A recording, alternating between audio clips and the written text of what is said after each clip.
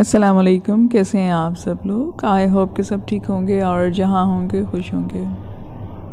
Story کے start سے پہلے آپ سے ریکویسٹ ہے کہ آپ چینل کو سبسکرائب کر لیں، اور اگر آپ کے پاس بھی سٹوریز ہیں تو آپ میرے واٹس ایپ نمبر پہ مجھے سینڈ کر سکتے ہیں۔ یہ ایک سٹوری ہے رات کے بارے میں، خوفناک رات کے بارے میں، جو میں آپ کو سنانے لگی ہوں۔ رات کے 2:30 بجے کا وقت تھا۔ سڑک بالکل سنسان تھی۔ سڑک کے پاس ایک فیکٹری سے آنے والا دھواں سڑک کے قریب لگی روشنیوں میں خوفناک حد تک نظر آ رہا تھا۔ میں سڑک کے بیچ میں تھا جب ایک بالکل کالی سیاہ بلی، منہ میں سفید رنگ کا کبوتر دوبچے، تیزی سے میرے سامنے سے گزر گئی۔ مجھے امی کی بات یاد آ گئی کہ اگر کالی بلی رستہ کاٹ جائے تو کوئی مسئلہ ضرور ہوتا ہے۔ میں اس راستے کی طرف چل پڑا جہاں بلی گئی تھی۔ یہ سڑک پہلے کی نسبت زیادہ سنسان تھی۔ مجھے ایسی سنسان جگہوں سے شروع سے ایک عجیب قسم کی وحشت ہوتی تھی۔ چلتے چلتے آدھا گھنٹہ ہو چکا تھا، لیکن ابھی تک مجھے وہ بلی دوبارہ نظر نہ آئی۔ میں ریسٹ کرنے کی غرض سے تھوڑی دیر رکا تو میری نظر سڑک کے کنارے پر پڑی۔ مجھے ایسا لگا کہ جیسے وہاں کچھ ہے۔ میں نے اپنا چشمہ ٹھیک کرتے ہوئے وہاں غور سے دیکھا تو وہ ایک بچہ تھا جو وہاں بیٹھا تھا۔ میں نے گھڑی پر نظر دوڑائی تو رات کے تقریباً 3 بج چکے تھے۔ اب میں بہت پریشان ہوا کہ یہ بچہ یہاں اس وقت کیسے آ گیا۔ ضرور بیچارہ مصیبت میں ہوگا یا راستہ بھٹک کر یہاں پر آ گیا ہوگا۔ مجھے اس کی مدد کرنی چاہیے۔ یہ سوچ کر میں اس بچے کی طرف چل پڑا۔ بیٹا، اس وقت یہاں پر اکیلے بیٹھ کر آپ کیا کر رہے ہو؟ کیا میں آپ کی کچھ ہیلپ کر سکتا ہوں؟ میں نے اس بچے سے پوچھا تو اس بچے نے جیسے ہی پیچھے مڑ کر دیکھا تو میں ایک جھٹکے کے ساتھ نیند سے اٹھ بیٹھا۔ سردیوں کے اندر بھی میں مکمل طور پر پسینے میں بھیگا ہوا تھا۔ لمبے لمبے سانس لیتے ہوئے میں نے چہرہ صاف کیا اور میں بیڈ کے قریب پڑے میز پر پانی کا گلاس اٹھا کر پینے لگا۔ لیمپ کی روشنی میں گھڑی پر میں نے وقت دیکھا تو 3:30 بجے تھے۔ آخر ہمیشہ مجھے ہی کیوں ایسے عجیب خواب نظر آتے؟ میں نے اپنے دل میں سوچا، اور پھر وہ خواب دوبارہ میرے ذہن میں چلنا شروع ہو گیا۔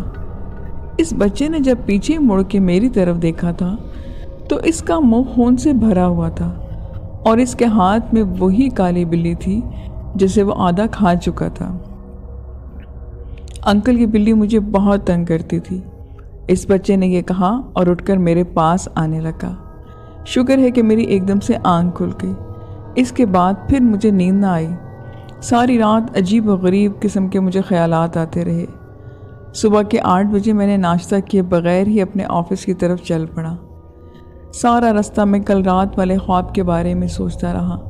میں نے اب فیصلہ کیا کہ مجھے اس حوالے سے کسی سائیکیٹرسٹ سے اپنا چیک اپ کروانا ہے۔ آفس پہنچنے کے بعد میں نے خود کو بزی رکھا اور 1 ہفتے سے پینڈنگ ورک کی فائلز میں نے منگوا لی۔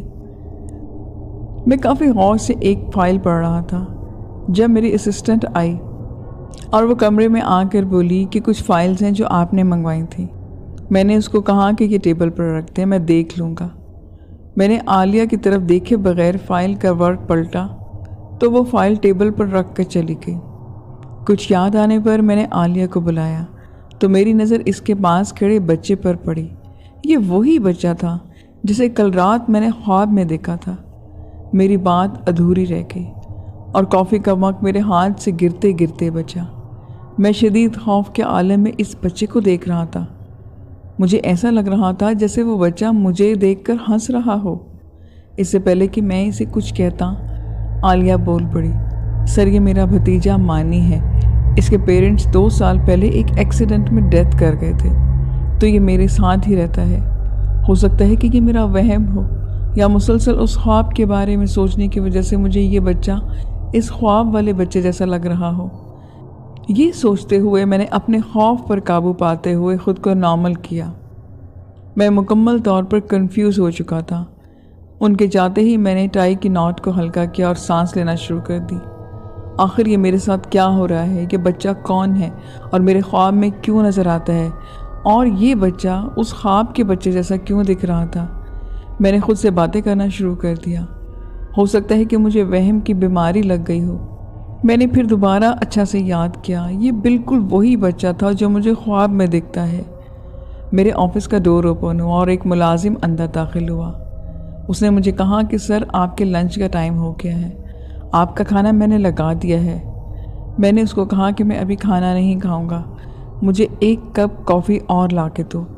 इसके बाद मैंने कोशिश के बावजूद ऑफिस का काम नहीं किया और शाम तक मैंने 4 कप कॉफ़ी के पी लिए।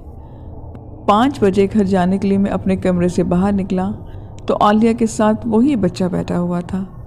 मैं कुछ देर ऑफिस नहीं आऊँगा, आप तमाम फाइल्स शाकिर के हाथ मेरे फ्लैट पर भिजवा दें।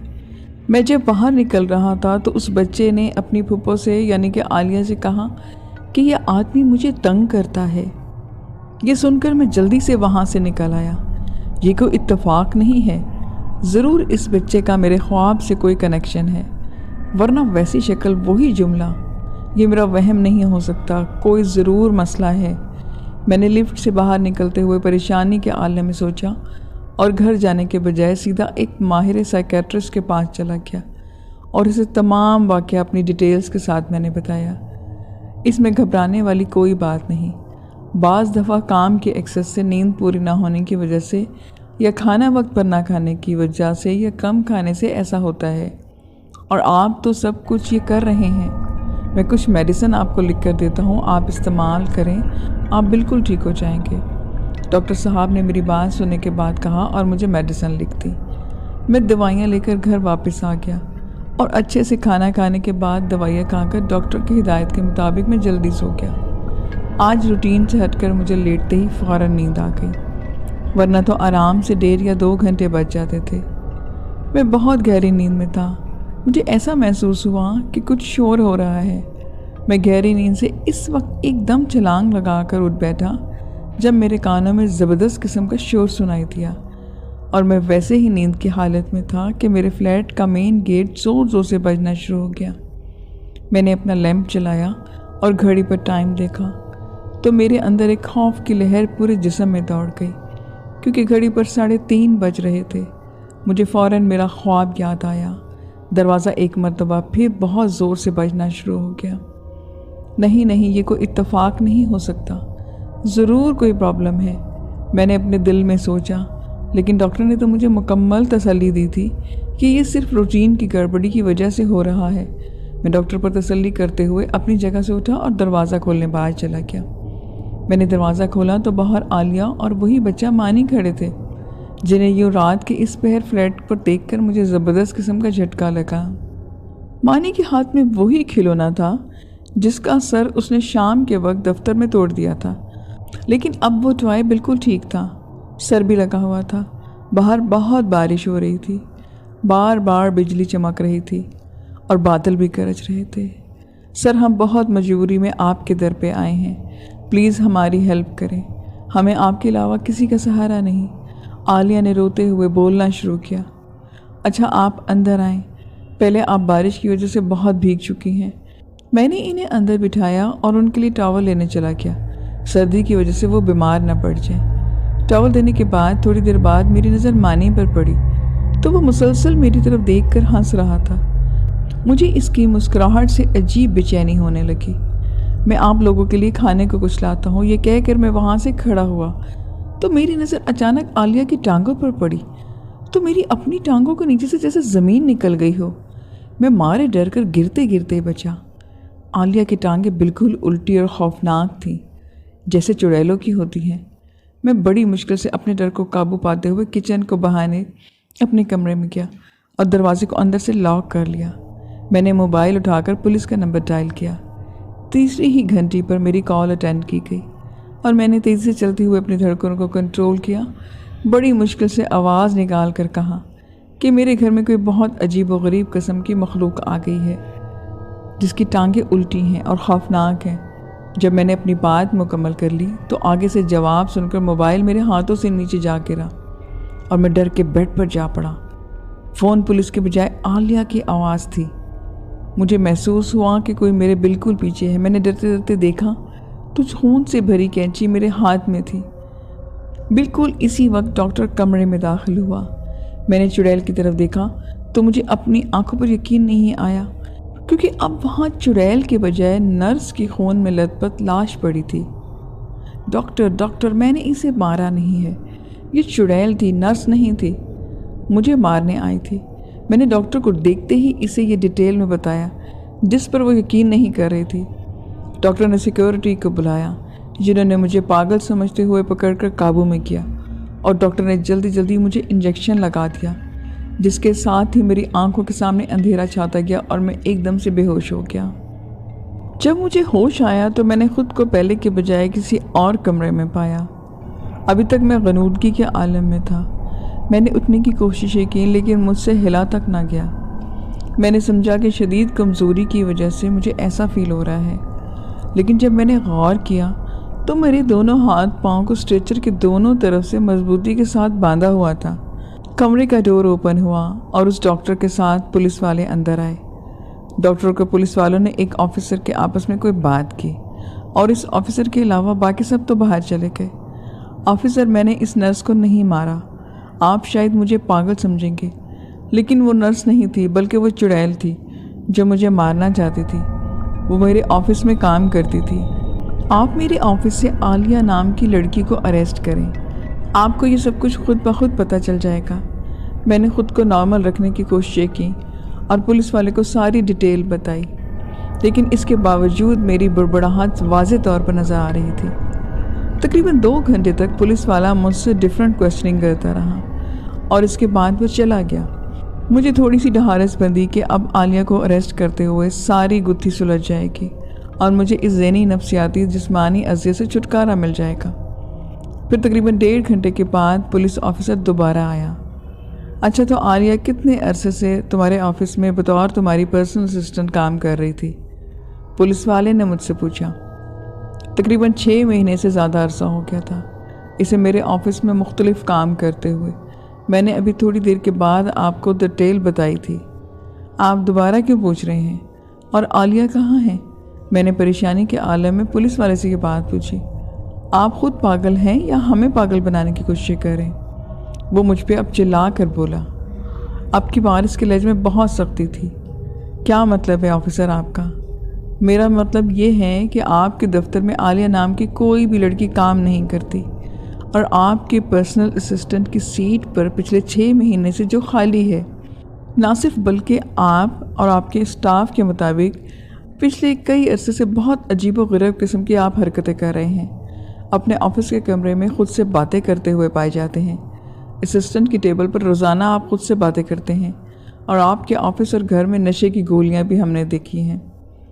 मैं मुंह खोले सकते कि आले में पुलिस ऑफिसर की ये सब बातें सुन रहा था और मेरे जहन के किसी कोने में ये ख्याल आ रहा था कि शायद ये पुलिस वाला मुझसे कोई घुनाना किस्म का मजाक कर रहा हो या मैं कोई ख्वाब देख रहा हूँ। लेकिन इस वक्त मुझे शदीद हैरानी का झटका लगा जब पुलिस वाले ने मुझे सीसीटीवी कैमरे की वीडियोस दिखाई, जिसमें मैं रोज़ाना आलिया के टेबल पर पास खड़ा आलिया से बातें करता था, लेकिन अब वीडियो में कहीं पर भी आलिया का नाम निशान तक ना था। इसके बाद अगले कई मिनट तक पुलिस वाले मुझसे मुख्तलिफ बातें पूछते रहे, लेकिन मेरा दिमाग मुकम्मल तौर पर माफ हो चुका था। मुझे पुलिस वाले की कोई बात समझ नहीं आ रही थी। एक मर्तबा फिर मेरी आंखों के सामने सब कुछ धुंधलाहट का शिकार हो गया और थोड़ी ही देर के बाद तारीकी छा गई। आज आपको अदालत में पेश किया जाएगा, डॉक्टर ने मेरी रिपोर्ट्स चेक करते हुए मुझे बताया। सुल्तान साहब, मैंने ऐसा केस पहले कभी नहीं देखा। मैं आपको मशवरा देता हूँ कि अदालत में आपका वकील जो कुछ भी आपसे पूछे आपने इसे यही जवाब देने हैं। डॉक्टर ने मुझे डिटेल में सारी कंडीशन समझाई कि आपने कैसे निपटना है और आपको ये कहना चाहिए कि अदालत में मैं कबूल करूँगा कि मैं पागल हूँ। मैंने लाचारगी से डॉक्टर से पूछा कि आपके ऊपर कत्ल का मुकदमा चल रहा है, अगर आप ये सब कुछ नहीं करते तो आपको 25-30 साल की कैद हो सकती है या हो सकता है कि आपको फांसी दे दी जाए, लेकिन इस तरीके से आपको अदालत किसी पागल खाने में भेज देगी जहाँ पर कम से कम आप जेल से 1000 गुना बेहतर ज़िंदगी गुजार सकेंगे। लेकिन डॉक्टर, मैं पागल हरगिज़ नहीं हूँ। ये सब कुछ मुझे नज़र आता है, मुझे ऐसे डराने ख्वाब नज़र आते हैं, मुझे अजीब अजीब किस्म की चीज़ें नज़र आती हैं। मैंने ये सब बातें डॉक्टर से रोते हुए कहा। आपकी अदालत जाने का वक्त हो चुका है। चंद पुलिस के ऑफिसर कमरे में आए। स्ट्रेचर से बंधे हुए मेरे दोनों हाथ और पांव खोलने लगे। हथकड़ियाँ लगाकर मुझे हॉस्पिटल के कमरे से बाहर पुलिस की गाड़ी तक लाए। अदालत पहुंचने के 1 घंटे बाद मेरे केस की कार्रवाई शुरू हो गई। तमाम जवाबात मैंने अपने वकील के कहने के मुताबिक दिए। तकरीबन 1.5 महीने तक मेरा केस चलता रहा और बिलाखिर नफ्सियाती मरीज़ तस्वुर करते हुए अदालत ने मुझे एक पागल खाने में एडमिट करवा दिया। यहाँ पर जल्द ही मैंने ख़ुद को नॉर्मल माहौल में एडजस्ट किया। फिर उसी डॉक्टर ने मुझे अपना ज़ाती डॉक्टर बना लिया, जो हर हफ्ते मुझे कंप्लीट चेकअप के लिए आया करता था। इसके मुस्तकिल इलाज से मेरी तबीयत अब पहले से कहीं ज़्यादा बेहतर हो चुकी थी। मेरी रूटीन बहुत बेहतर थी, खाना पीना वगैरह मेरा टाइम पर था। चंद एक ऐसे समझदार किस्म के पागलों से मेरी दोस्ती भी हो गई थी, जो पागल तो नहीं थे, लेकिन हालात की सितम ज़रीफ़ी और लोगों की खुदगर्जियों की वजह से उन्हें पागल खाने में एडमिट किया गया था। फिर वक्त इसी तरह से गुजरता गया और पता भी नहीं चला कि 5 साल गुजर गए। बाकी मेरे इलाज के सिर्फ 2 वीक बाकी थे। अदालत पहले मेरे कत्ल को सिर्फ मेरा पागलपन की वजह करार दे चुकी थी। मुझे इलाज मुकम्मल होने के बाद रहा करने के हुक्म जारी किए गए। इस 5 साल के अरसे के दौरान मैंने अपनी ज़िंदगी में बहुत कुछ सीखा। अपने एक्सपीरियंस की बेस पर मैंने जिन लोगों को ऐसी मुश्किलात से बचाने के लिए मैंने एक डिटेल में किताब लिखी, जिसे अपने रहा होने के बाद मैं पब्लिश करवाना चाहता था। अगर आज मैं ज़िंदा था तो इसका सारा क्रेडिट डॉक्टर जमाल को जाता था, जिनकी हौसला अफजाई की वजह से मैंने ये कड़ा वक्त बहुत सब्र के साथ गुजारा। आप बाहर जाते हमें भूल जाएंगे, मेरे दोस्तों ने मुझसे अलविदाई मुलाकात करते हुए ये बात कही थी। हॉस्पिटल से आज मेरा जाने का दिन था। जहाँ मुझे जाने की खुशी थी, वहाँ इन दोस्तों की इन हालात का दुख भी था, क्योंकि सिर्फ मैं ही इनके दुख को समझ सकता था। मैंने खुद से वादा किया कि हॉस्पिटल से निकलते ही मैं इन तमाम लोगों के हक़ के लिए, आज़ादी के लिए लड़ूंगा। हॉस्पिटल के पूरे स्टाफ से मिलने के बाद मैं जब सीढ़ियों से चल रहा था, तो सीढ़ियों के पास पहुंच के मैंने एक दफ़ा फिर तमाम लोगों को पीछे मुड़कर देखा। मेरी आंखों में आंसू आ गए थे। मैं जल्दी जल्दी सीढ़ियों की तरफ मुड़ा। मुझे सामने लगे शीशे से बाहर नीचे के कुछ लोग नज़र आए। मैंने दोबारा मुड़कर शीशे की तरफ देखा तो मैं 4थी मंजिल पर मौजूद था, लेकिन इसके बावजूद बाहर खड़े चेहरे पहचानने में मुझे 2 सेकंड भी नहीं लगे। एकदम से मेरे चेहरे के एक्सप्रेशन चेंज हुए और उससे से मेरा चेहरा लाल हो गया। मेरा खून खौलना शुरू हो गया। बाहर आलिया और इसका वही भतीजा मानी खड़ा था। जैसे ही मेरी नज़र इन पर पड़ी, वो मुझे देख रहे थे जैसे मेरा के वेट कर रहे हूँ। इन्हें देखते ही मेरे सामने मेरी ज़िंदगी की लास्ट 5 ईयर्स और मेरी बर्बादी का सारा मंजर चलने लगा। मुझे मेरी खुशियों से भरपूर ज़िंदगी से अजाबों के दलदल में धकेलने वाली मुलजिमा मेरे सामने खड़ी थी। मुझे अपने गुस्से पर कंट्रोल करता हुआ सीढ़ियों की तरफ मैं भागा। मुझे यूं अचानक भागते हुए हॉस्पिटल का अमला भी परेशान होकर मेरे पीछे आने लगा। आलिया को देखते ही मेरी आंखों में खून उतर चुका था। मैं बहुत तेज़ी से नीचे की जानिब भाग जा रहा था। दूसरी मंजिल सीढ़ियों पर उतरते हुए अचानक मेरा पाँव फिसला और मैं बहुत बुरी तरह फिसलते हुए सीढ़ियों के सामने लगे शीशे को तोड़ते हुए नीचे जा गिरा। मैं सही सलामत खड़ा था, लेकिन नीचे जो बिल्डिंग बन रही थी उसकी बेस में मेरी सरियों के अंदर एक लाश फंसी हुई थी। एक सरिया इसकी आंखों में घुस चुका था, एक खोपड़ी के अंदर, और 5 सरिये इसके जिस्म के क्रॉस कर चुके थे। ये लाश मेरी ही पड़ी थी और ज़िंदगी से हमेशा हमेशा के लिए मैं आज़ादी हासिल कर चुका था। मेरी रूह उसके पास खड़ी थी। वक्त जगह की कैद से आज़ाद होकर अब मेरी रूह भटकती हुई सिर्फ उसका मकसद बर्बादी था। अब मैं हर जगह हर वक्त मौजूद हूँ। जब आप मेरी ज़िंदगी की अज़ियतों भरा वाक़या पढ़ रहे होंगे, मैं इस वक्त आपके आसपास, आपके इर्द गिर्द मौजूद होगा। लिसनर्स, ये आज की स्टोरी थी। आई होप कि आपको अच्छी लगी होगी। अच्छी लगे तो मुझे अपना फीडबैक ज़रूर दें। फिर नेक्स्ट वीडियो में मिलेंगे न्यू स्टोरीज़ के साथ। मुझे इजाज़त दें। खुदा हाफिज़।